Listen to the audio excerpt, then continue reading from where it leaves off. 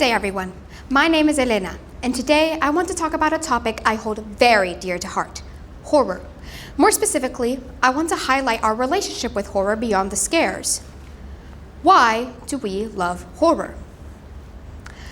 Horror is a unique genre, spanning across hundreds of years and overseeing the development of entertainment from generation to generation.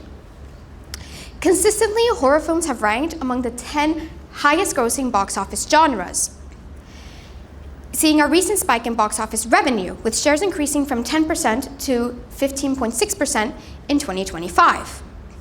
But why is it so successful?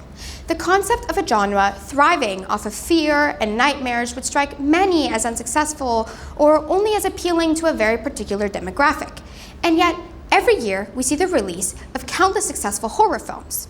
For example, April saw the release of Sinners, a Southern historical vampire horror. It currently stands with a 96% audience rating and a 97% critics rating on Rotten Tomatoes, an overwhelmingly positive reception, especially for a unique and some would say daring approach to the horror genre.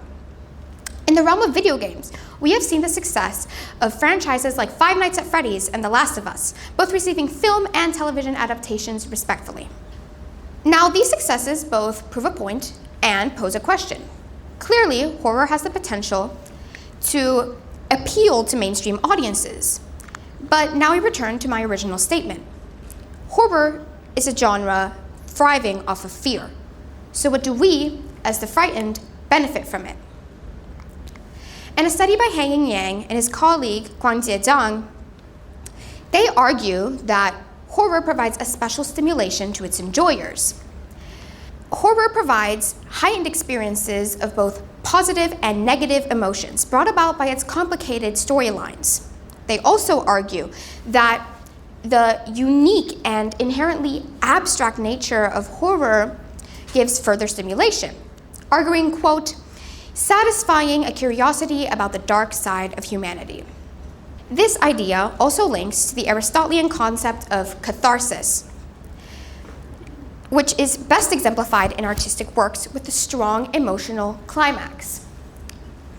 Think of films like La La Land or Dead Poets Society. Michelle Park, in her Long Island University thesis, connects the idea of catharsis to Dolph Zillmann's excitation transfer theory, which is best exemplified visually. In this graph, the x-axis represents a neutral state of emotion, and the red line represents our viewer's emotion while watching a film. The red line is hovering just above the neutral. They're enjoying the film. The small dip is a plot point or a conflict our viewer didn't enjoy all too much. In our example of a horror film, this is a jump scare. As you can see, the line slowly progresses back to its original state before dramatically dipping near the center. This is our protagonist's defeat, a moment of strong disappointment in our viewer. However, the line shoots back up again. This is our protagonist's success, a moment of strong enjoyment from our viewer. It is very important to note that the line did not return to its original state of enjoyment between the two extremes, successfully demonstrating Zillmann's excitation transfer theory. The strong soup of emotion also successfully illustrates catharsis, as the dip made way for the strong emotional release of the success. Returning back to Yang and Zhang's research, they have found that horror has an element of safety. By nature, the elements of danger within a horror film or video game or other are not real, and they cannot harm us. They are predetermined elements of a fictional story with a set beginning and an end, reminding yourself, as a viewer, that the horror is created by carefully crafted special effects, makeup, and camera work creates a sense of detachment critical to enjoying horror. This idea of a safety net, combined with the morbid curiosity discussed earlier, catharsis, and Zillmann's theory creates a strong image of what exactly we find appealing in horror. Viewers seek a catalyst for a release of emotion and seek opportunities to explore the unknown and satisfy their morbid curiosity. Now, of course, when you're sitting down, popcorn in hand, you probably aren't thinking about how the film you're about to watch is reflecting Aristotelian principles. You're just there for frights and maybe even the story. If you're anything like me, you're going to finish that film or the video game's going to be over, and you're going to think about what characters you related to the most, or the storylines that you found the most interesting, or maybe even how likely the story is to happen to you. I now turn the attention away from scientific exploration into a more societal understanding of horror. What does horror say about us? In an article for the University of Puget Sound newsletter, The Trail, Sky Sheehy argues, quote, "Horror movies have a way of taking the normalized horrors of our society and making them tangible and familiar, and give us the ability to come to terms with these fears." Sheehy also argues that clear parallels can be drawn between trending horror tropes and current world events. As an example, let us look into the origins of Godzilla, perhaps one of the most famous monsters in cinematic history. In the original 1954 Godzilla film, it is revealed that Godzilla was a prehistoric creature awoken by American hydrogen bomb tests off the coast of Japan.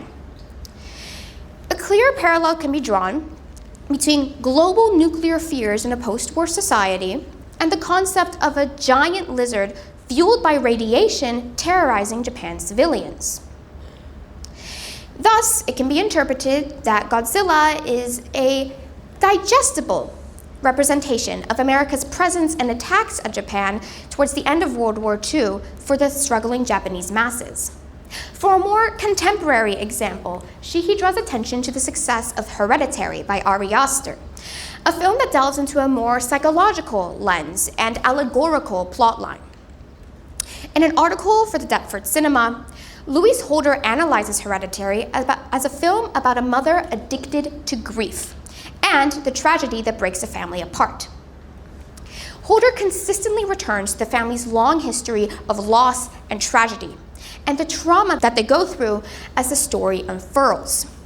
These themes of trauma and loss, explored through a supernatural or cult-like setting, is very common in modern horror.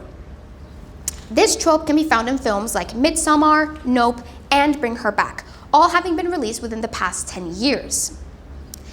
Relevance is critical in keeping a genre alive, and in no genre is it clearer than horror.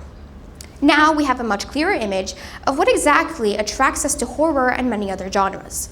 Stories that resonate with us, either through emotional relatability or physical relatability. Thank you.